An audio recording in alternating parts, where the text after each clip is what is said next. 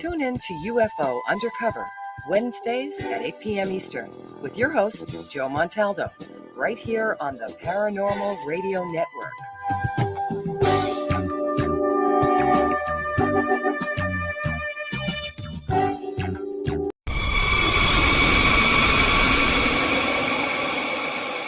Are you ready to explore the unknown? Dive into the world of the strange, mysterious, and unexplained with Eerie Expeditions magazine. Each issue is packed with spine-tingling tales, cutting-edge paranormal investigations, and exclusive insights into hauntings, cryptids, UFOs, and more. Whether you're a seasoned investigator or just love a good ghost story, Eerie Expeditions magazine has something for you. Join our growing community of truth seekers and adventure lovers. Subscribe today at EerieExpeditionsMagazine.com and unlock the secrets of the supernatural. Are you ready? That's EerieExpeditionsMagazine.com, where the extraordinary is just a click away. Dare to discover.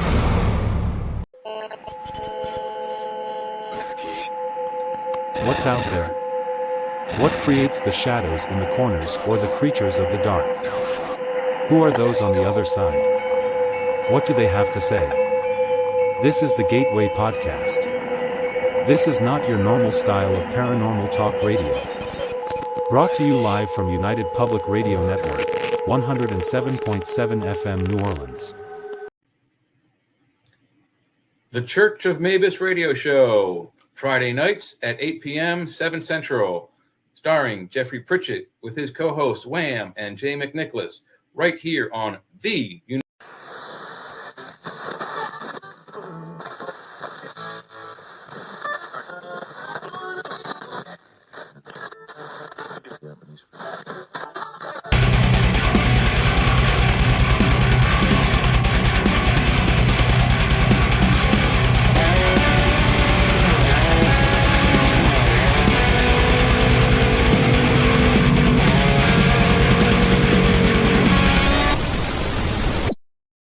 Hey, good evening, everybody, and welcome to the Tuesday night edition of Into the Night with me, your host, Sean Kelly.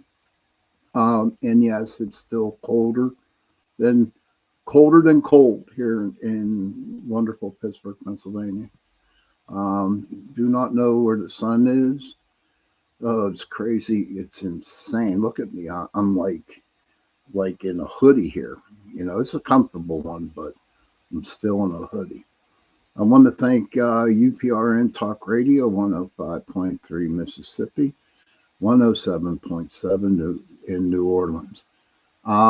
Hey, that girl, good to see you. Cindy Mitch, much love to you. Holly, good to see you. Heidi, awesome. Good to see you. I'm glad that you guys showed up. Don't forget a couple announcements here. Hey, Kurt, good. Good to see you, buddy. And couple announcements real quick. Bernadette Runa, you know, this is her, you know, the last show of the month, so I have to give a shout out to Runa, the psychic medium for sponsoring my show for the month of May.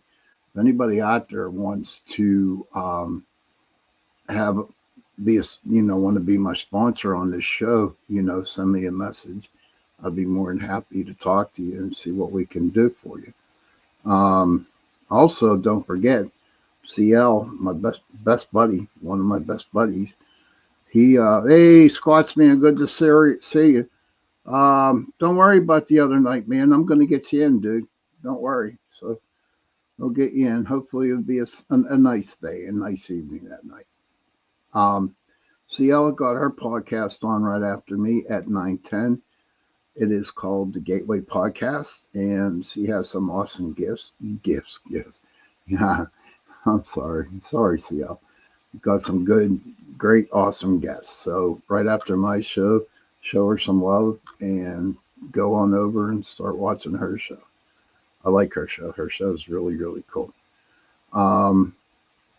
So for Runa's last time here, it says, her ad says, come see Runa, the psychic medium and palm reader, at Steel Goat Marketplace, Rhode Island Road, Penn Hills, PA.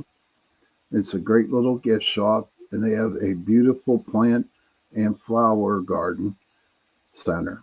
And don't forget Ladies' Night, the first Thursday of the month from 5 to 8, and go see Runa to get a reading.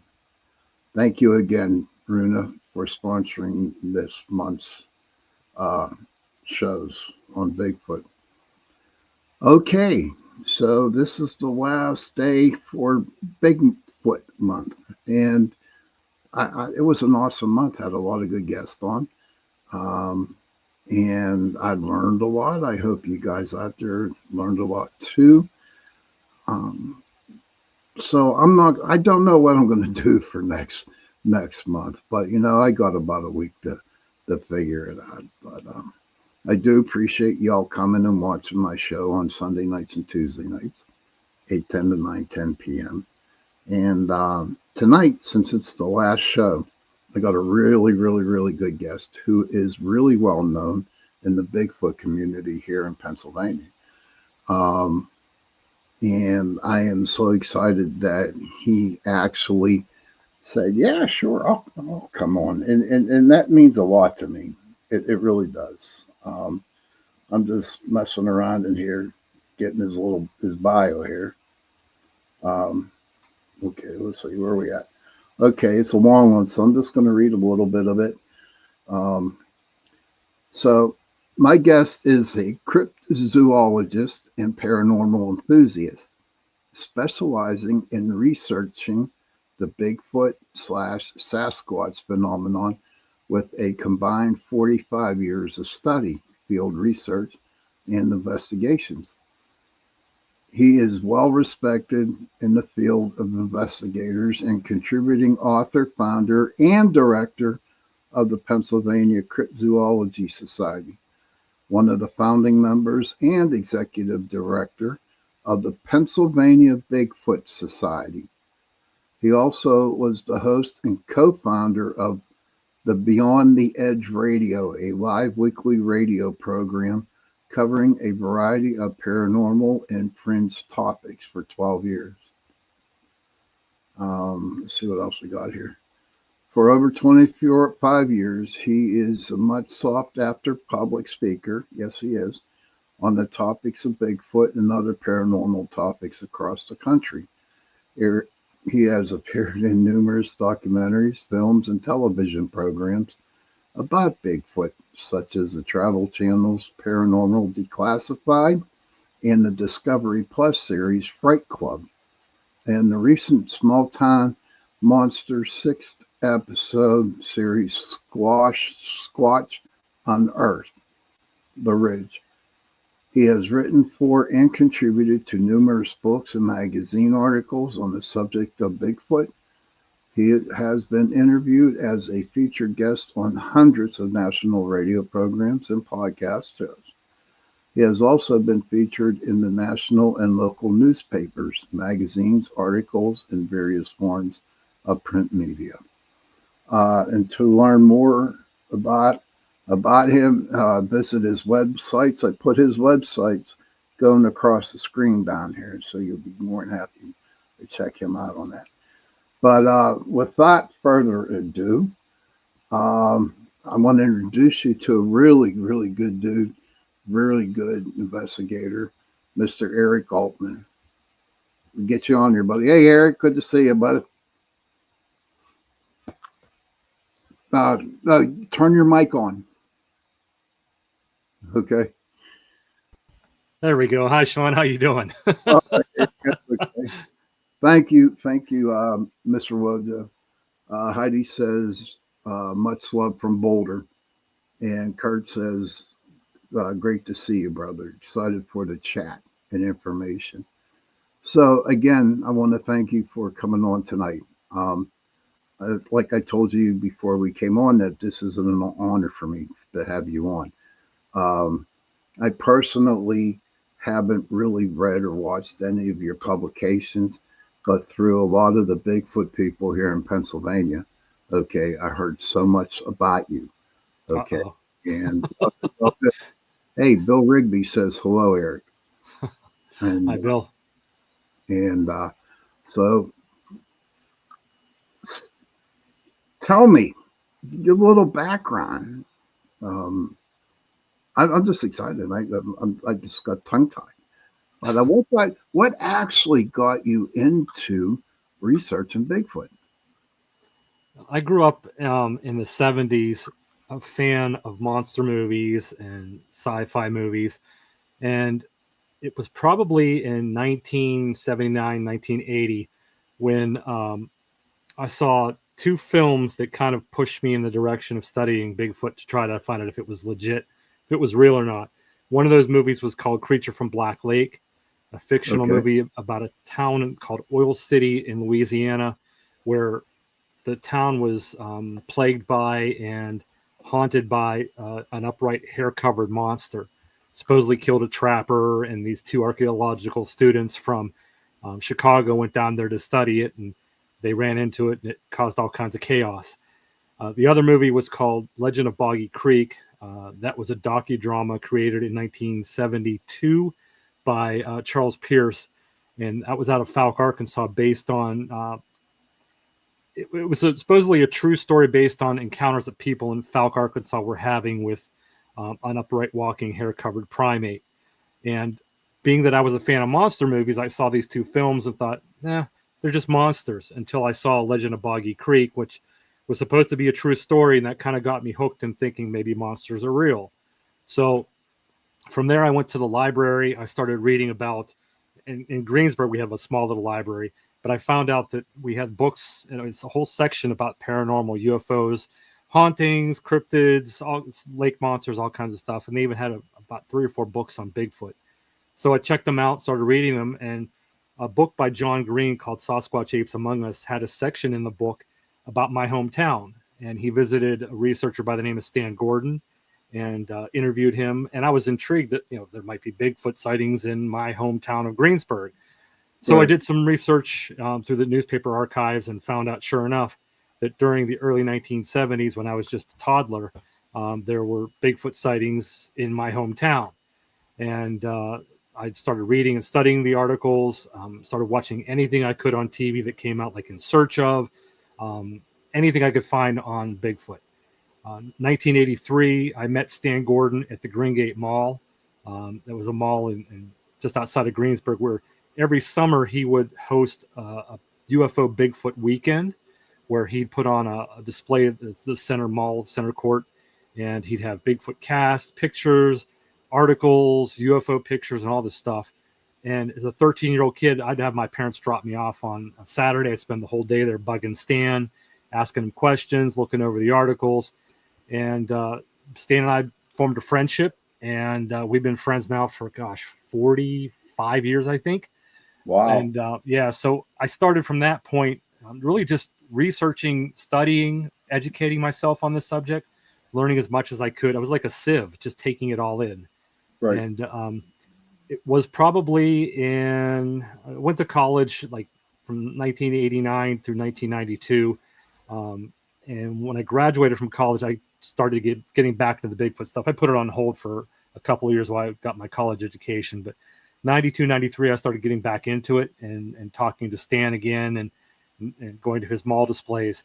I moved to Ohio in 96. Yeah, 96. And I was just curious if they had any sightings in Ohio. So sure enough, they have a little library in a small town called Newton Falls, Ohio. I went and checked it out. And sure enough, they had a section like our Greensburg library did on UFOs and paranormal and Bigfoot. Found a couple books. I found some newspaper articles, and the internet was just starting to come into its own then. Right. And I found a local Bigfoot group in that area. It was run by an Ohio Bigfoot researcher, Don Keating. And he had a Bigfoot conference. It's called the Annual Bigfoot Conference. And it was at a little elementary school in Newcomerstown, Ohio. And so I just said, what the heck, I'm going to go check it out. I drove out to Newcomerstown, which is about an hour from where I lived.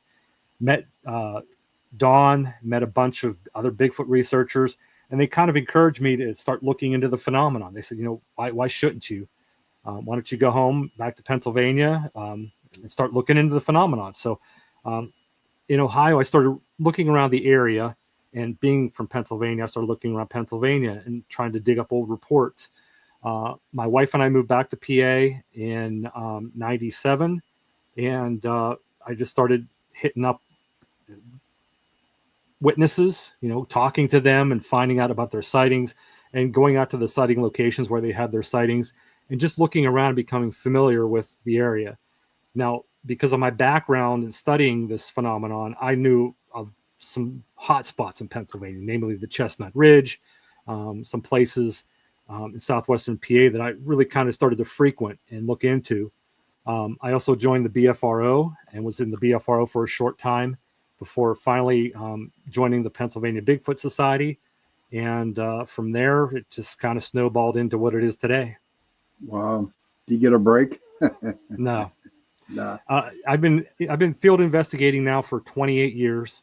And like you said, I've studied the phenomenon for 45 years, and it never stops. It's just, fortunately this year it's slowed down a little where I can actually take a little bit of a breather, but it's nonstop, constantly. I'm getting reports. I still work with Stan. He's a very dear friend of mine. We're constantly looking into cases and sightings, and I'm doing lectures and TV show appearances, documentaries, still trying to get out in the woods proactively and do research in the field. So it never ends. Oh, I know that according to with the paranormal, I definitely understand. Laurel Owl Sleeper would like to know, how do you join the Bigfoot Society? Well, from 2000 to 2014, we were actively taking members, and I stepped away from the group in 2014 for personal reasons. And then I was talked back into getting back into the Pennsylvania Bigfoot Society in 2020, thanks to a couple of current members. And we really haven't started accepting new members yet. We're still trying to figure that out, how we want to put it together.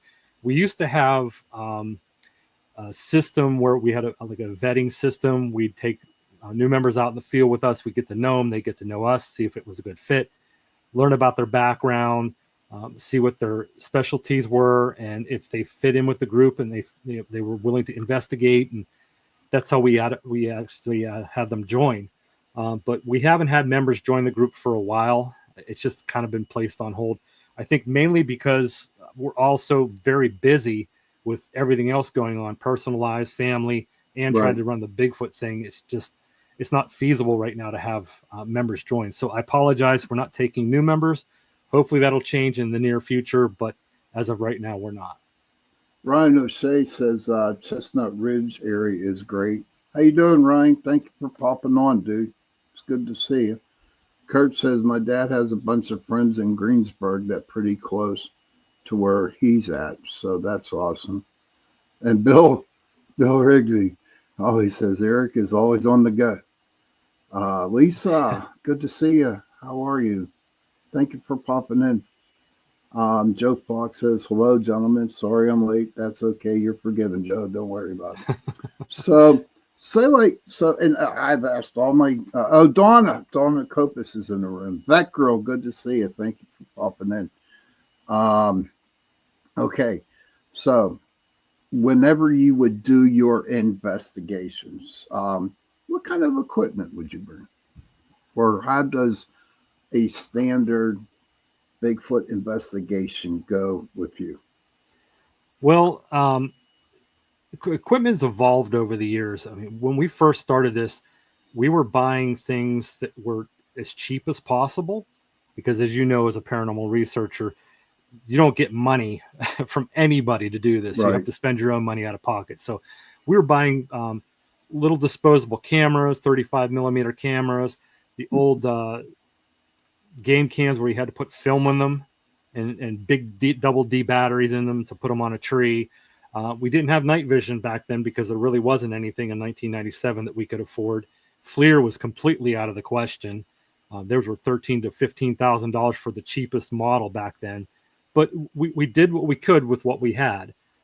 We built really cheap parabolic microphones that we could listen in the woods, and little Olympus digital recorders, the pocket recorders you could put in a tree and leave it out overnight. So we used a lot of like really ancient equipment, But as we progressed into 2025, we've been able to afford really good night vision equipment, thermal FLIRs, digital game cameras now that you can download the picture right from your phone, or you can even watch from your phone the camera set up in the woods. So a lot of things have evolved, and we try to keep up to date on the equipment as best we can to document and collect data. As far as an investigation goes, usually what happens with that is I either get a phone call, an email, a submission to our website that comes through my email. One of our members gets a submission and lets me know about it, or somebody just messages me on Facebook and says, "Hey, I had an encounter," and I'll read over the report or talk to the person on the phone before we go out and interview them in person. And what I like to do is go to the spot where they had their encounter or sighting, just to get a lay of the land, and then have them walk me through the encounter or sighting. But I try to do a historical research on that area to see if there's been any other reports or other sightings in that particular area or nearby, which I can kind of look at and see what happened in this case or what happened in that case. Were there any similarities, to make sure that whoever had this sighting isn't falling back on something that happened in that area and maybe fabricating, or might be embellishing or misidentifying, something like that. We want to rule everything out. So we do historical research. We do interview the witness, preferably on site at the location.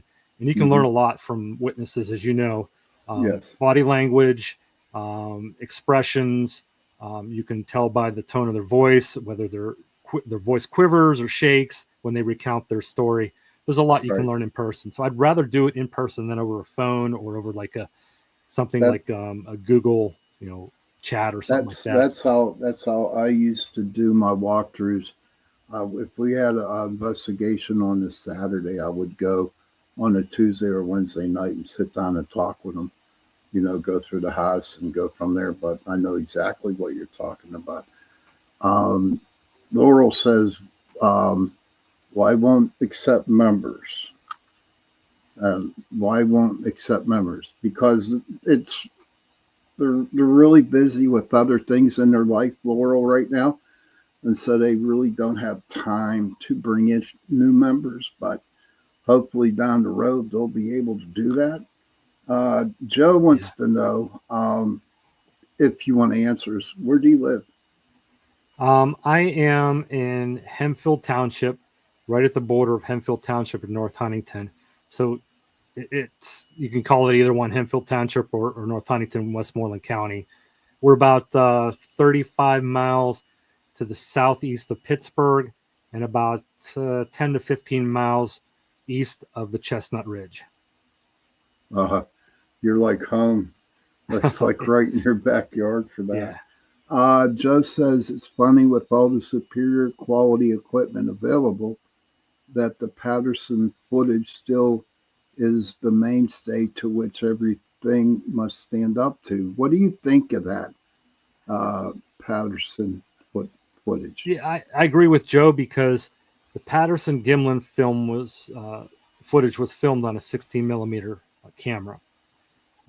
So there's availability to go back and look at the original film, the first generation copy, and study it. And you can see that there aren't enhancements, there aren't alterations, there's not changes to the film. It is what it is. And that's, in my opinion, the best way to study any kind of video or photographic evidences with actual film and not digital enhancement. Right. Because, as you know, and I'm sure a lot of the listeners know, that stuff can be faked so easy, especially now with AI. Yeah. Oh my God. AI. You've got so much stuff now that looks so legit and it looks so real. But the Patterson Gimlin happened in 1967, and it's excuse me, it's hard to debunk. It really is. I mean, you've had people over the years come forward and make claims that they were the guy in the suit, or Roger Patterson, Bob Gimlin faked it. I mean, there's so many people that have come forward over the years, but they've never really been able to prove that they faked it. And on the other side of the coin, it's never been proven that it's actually legit. It's an honest Bigfoot in the film. So it's still widely debated, almost, gosh, what is it now? 60, 70 years later. Yeah. And so it stands the test of time as probably one of the best pieces of evidence that's been collected, because it can't be debunked, but it can't be proven. So you're always going to have that debate. Oh, But, yeah. I know them debates. Yes, sir. Yep.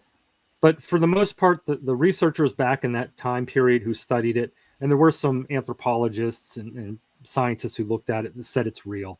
Even today, there are scientists who've looked at it and agree that it's real. And it's been cleaned up, and it's been stabilized and enhanced.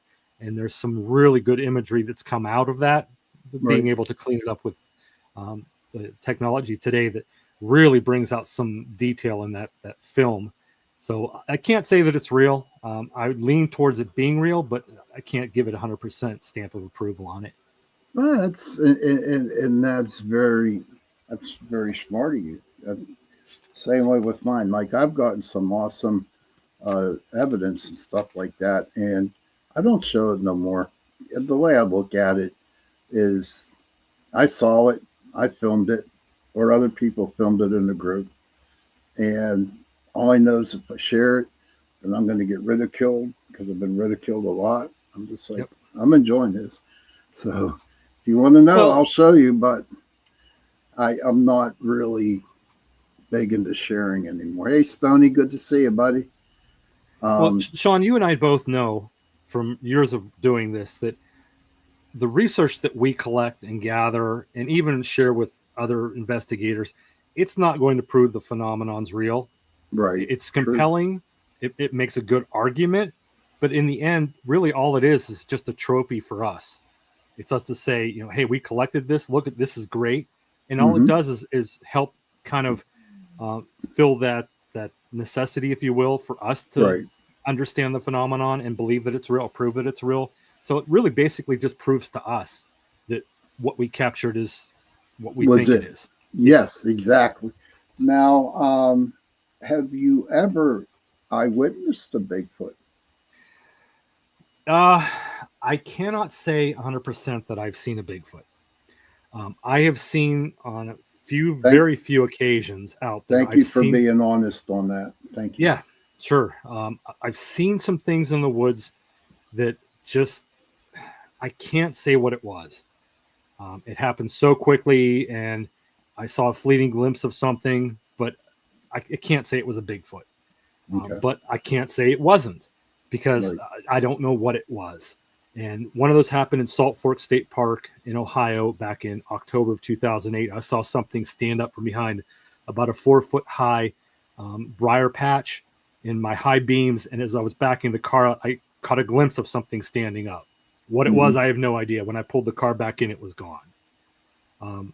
In August of 2020 in Fayette County, in a very heavily wooded area in the Forbes State Forest, I, along with several other people, saw eye shine about 9 feet up. We saw something poking its head around a tree looking at us. And every time we tried to focus and to get a good look at it on the FLIR or night vision, it would quickly disappear behind the tree and we wouldn't see it again. But again, I'm sorry, go ahead. That's okay. True. No idea what it was. Have you ever heard the knocking or the whooping? Yes. Okay. Yeah. I can't even tell you how many times I heard the knocking and the whooping. I'll share a funny story with you real quick here. I was out one night with a couple other researchers, Tom Mihawk and Ricky Chirby, and we were in the Chestnut Ridge in Fayette County near an area called Quebec Run. And we were set up on pull off on the side of the road. It's basically out in the middle of nowhere. And we were doing our own knocks and our own calls and trying to get something to respond. And I'm standing on this really deep, dark ravine. And it's a very steep ravine that goes way down to the deep woods. And I didn't see any lights down there. I knew there wasn't anybody down there. We were out there for hours. We heard nobody approach. But the weird thing is we were out there doing knocks and calls, and I'm standing right on the edge of the road at the top of the steep ravine, and I'm doing these, trying to imitate Bigfoot whoops. And down in the woods, I hear plain as day a male human voice answer back and just said, "Whoop." and it didn't do like a high pitched primate sound. It was just a person going whoop, and it literally floored me because I wasn't expecting it. Right. And I was thinking if I was going to hear a whoop back, it would be like a primate sounding whoop or something like that. But yeah, I don't know what it was, but it floored me. Ricky Cherby heard it, and we both cussed at each other like, what the F was that? Mhm. Because there's nobody down in this ravine. It's too dark, too steep, too dangerous for somebody to be climbing down through there. We saw no lights. We heard nobody moving around. And just for that voice to come back out of there was just kind of shocking. Right. Laurel, if you look across the thing going across the screen, those are his websites. And you could go to his websites, www.pabigfoot.com and pabigfootcampingadventure.com. And Laurel's really interested in talking to you. Laurel Owsley. Who's this? Unacknowledged and unknown. Hi, Eric. He's fun. But thank you for the whoop. See, I would watch Bobo and all them, right, on TV and stuff like that, the TV stuff. And I've had a lot of problems with the paranormal shows. Okay, because I know what goes into an investigation. And I know that you're not going to get some evidence, but how real is that show? Hey, CL. Finding Bigfoot. I'm good friends with actually all four of them. Cliff and Matt and Bobo and Renee. I'm very good friends with Cliff and Bobo, actually. I've known those guys for a long, long time. Right. When the show first came on, there were some questionable things that happened that the producers kind of stretched the truth a little bit on. But right. The guys in the cast kind of stood up for themselves and said, hey, we're not going to go forward and do the show if you're going to be embellishing things and making things out to what you think they are when they're not. So they kind of stepped in and said, hey, we either do this based on fact and what we actually capture out there, and you're not going to enhance things, you're not going to embellish things. So in my opinion, I think that the show is or was for evidence posterity. I think it was pretty legit. I don't think they really fabricated or put much out there after the first season. And I know the integrity and the personality, if you will, of Cliff and Bobo. They're not the type of people to fake stuff. Right. I see. I wouldn't think so. Like that. Personally, me, I had an opportunity to do 2 TV shows. One was Taps back at the Andrew Carnegie Library in Homestead. And I was a so-called witness. And also Beyond, that one girl that works with the cop. I forget her name. But I was on that show, and I was really upset at the producer because I was told what to say. And ever since that moment happened, you know what I mean? Kind of like quit watching them. You know what I mean, dude? I did. Yeah. That really got me sick. I said, thought you hired me because I'm good, not because you want me to tell you something. Right. Okay, so there's a couple other things I'd like to bring up with you. Sure, absolutely. What is a cryptozoologist? A cryptozoologist is a fancy title that researchers like myself give ourselves. There is no degree in cryptozoology because cryptozoology is really not a field that's recognized by science. What it means is, if you break it down, crypto is the study of undiscovered animals, and zoology, of course, is animals. So if you put the two words together, cryptozoology, it's the study of undiscovered or animals thought to be extinct. And there really isn't, you can't go to school for it. You can't get a degree. You can't work in a college as a professor or in the scientific field and call yourself a cryptozoologist. So really what it is somebody that studies animals that haven't been proven to exist yet. And it's basically a fancy name we give ourselves, researchers. That's what we call ourselves, to kind of try to make us look as professional as possible, if you will, Right. if that makes any sense. Because what it boils down to is just, I'm an investigator. I'm a researcher. I study this stuff. I'm an amateur scientist. I don't have a degree in science. I don't have a degree in biology, although I have studied biology in college. I'm not a scientist. I'm what Dr. Jeffrey Melvin likes to call a citizen scientist. Yeah. I'm going out there trying to replicate the scientific method the best I can based on the knowledge I have. I just wrote this unacknowledged and unknown. Just put that up. I am a citizen scientist too. That's pretty cool. Welcome to the group chat, unacknowledged and unknown. But yeah, I can't, like for me, my problem is demonologist. Okay. I don't knock them if that's what, hey Zeke, if that's what they think they want to do, then I'll let them do it. It's not my place to judge people, but, I like to I like to ask them questions, not to knock them, but to see where they come from when it comes to demonologists. But now, a lot of people that I've had on this past month, they've talked about like a gifting chair, a gifting stump. Have you ever done anything like that? Nope. I've never really found the reason to do it. Okay. And to me, now I've known people that done it and have had success at it, but just to me, leaving gifts out in the woods, hoping to get something back in exchange, I just don't find any merit in it. Okay. So I choose not to do it. And I'm not knocking anybody that does it. I mean, if it works for them, great. Keep doing what you're doing, and I wish you success at it. For me, I just don't do it. I'll do the knocks, the calls, although I don't do them as much as I used to. But I have a digital game caller I use with a variety of different predator calls and animal calls on it that I try to lure in any kind of predator to where we're at. And that's really it. I go out, most of the times we sit in the dark and we listen, and we have all our recording equipment up and just sit like ghost hunting. You sit in the dark and just hope something happens. It, dude. Yeah.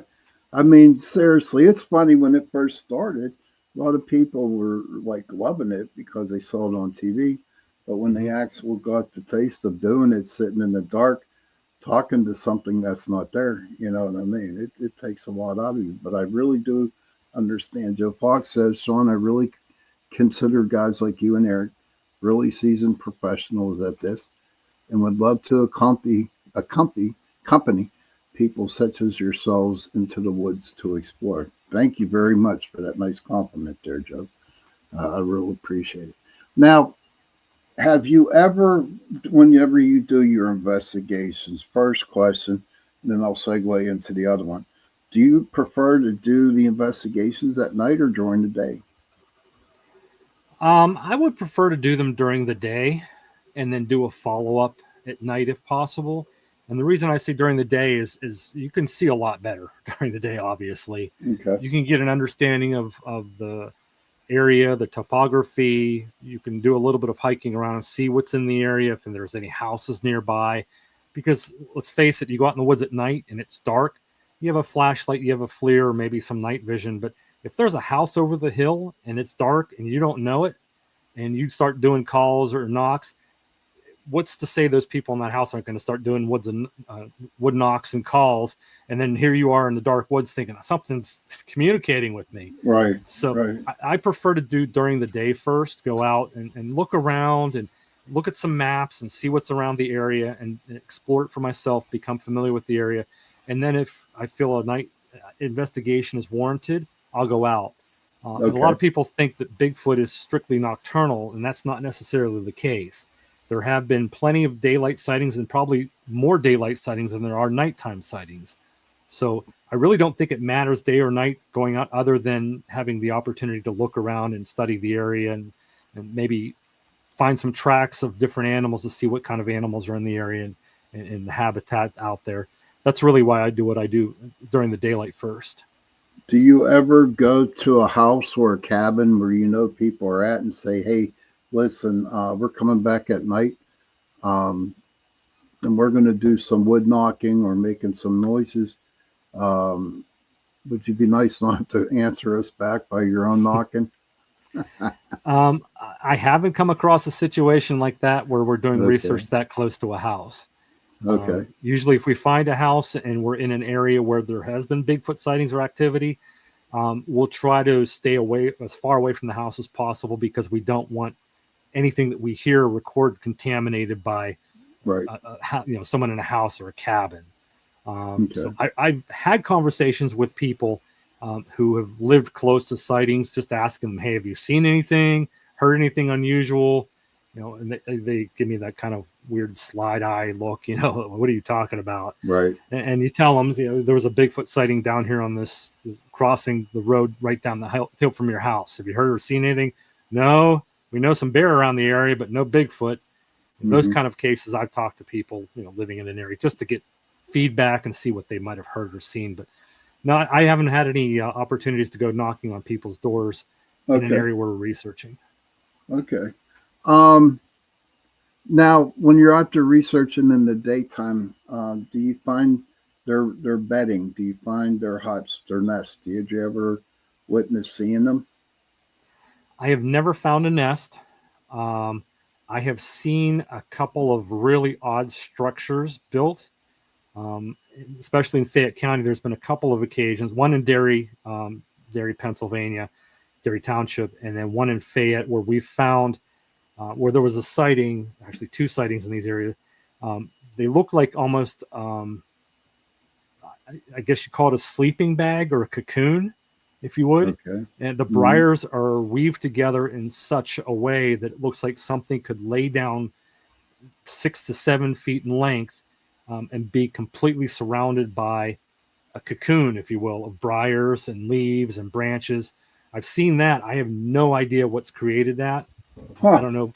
I've seen it on 2 occasions, actually, with other researchers, and we have no explanation for it.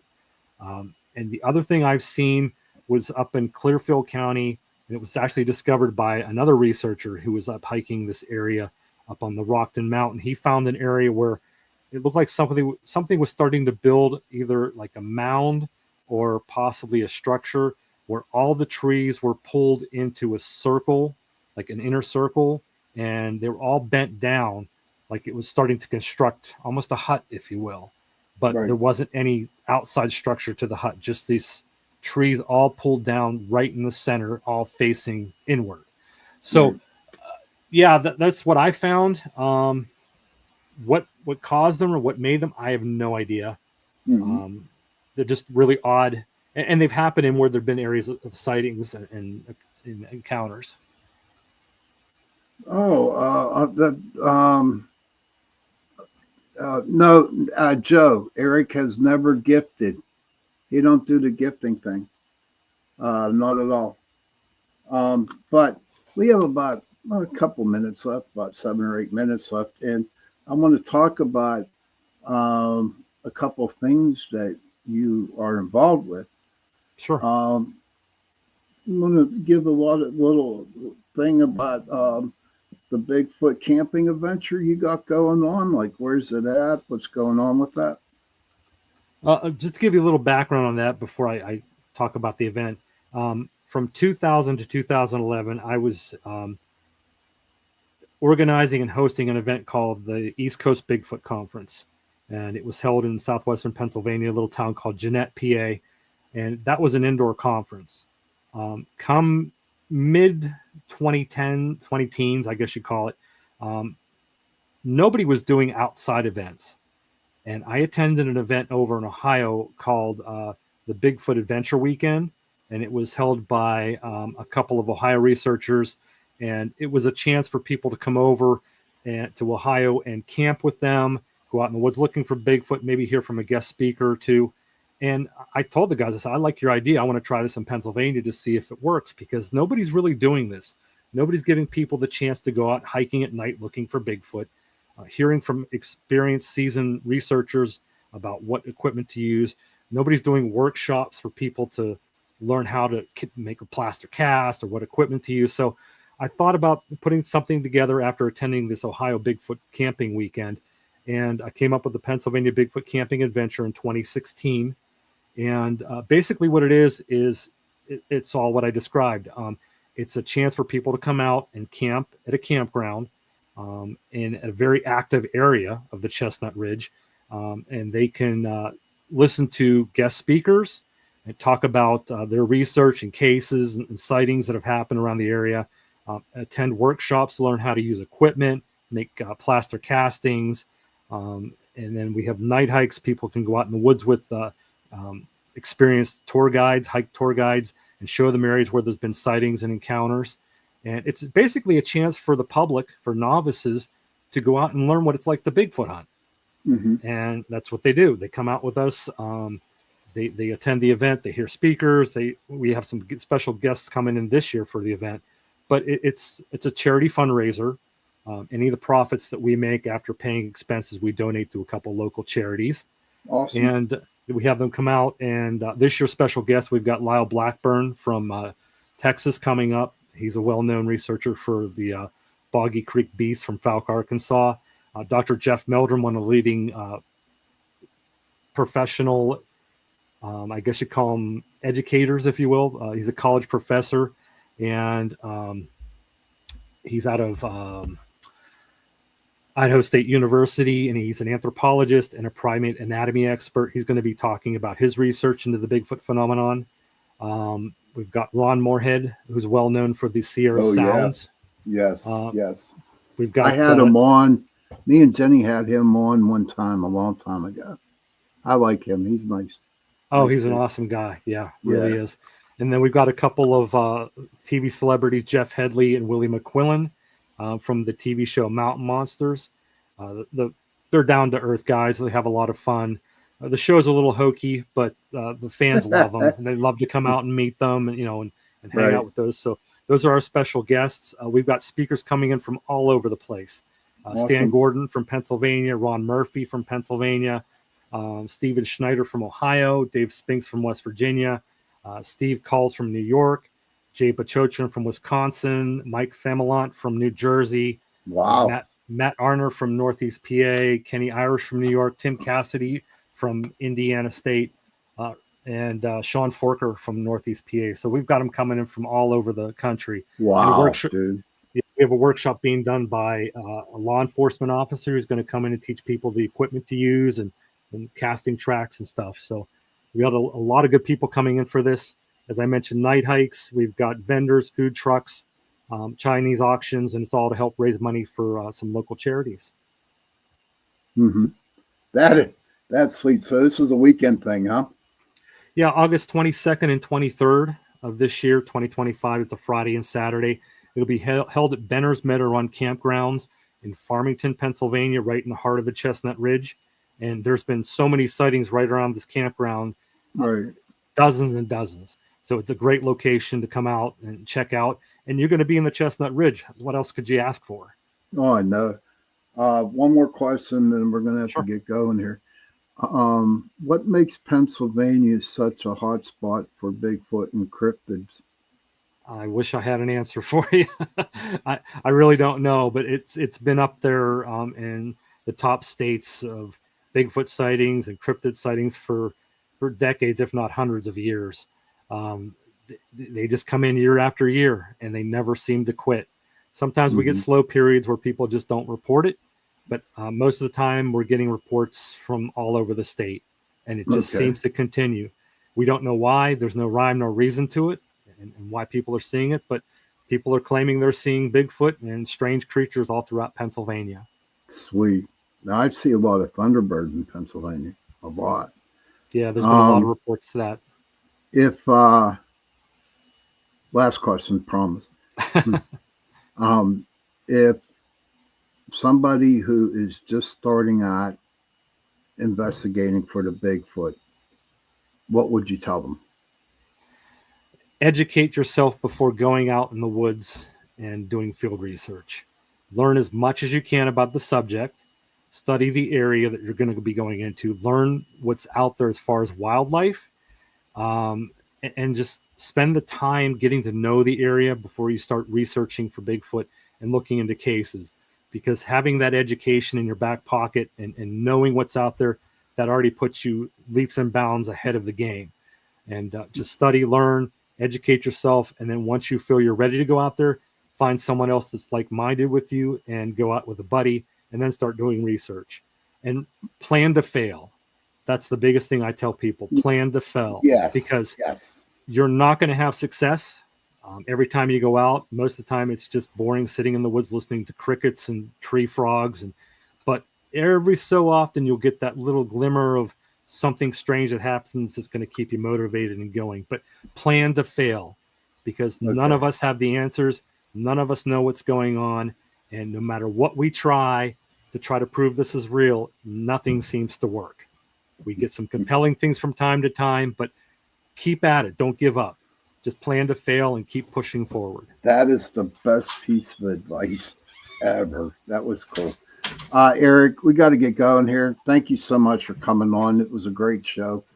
I wish you all the luck in 2025.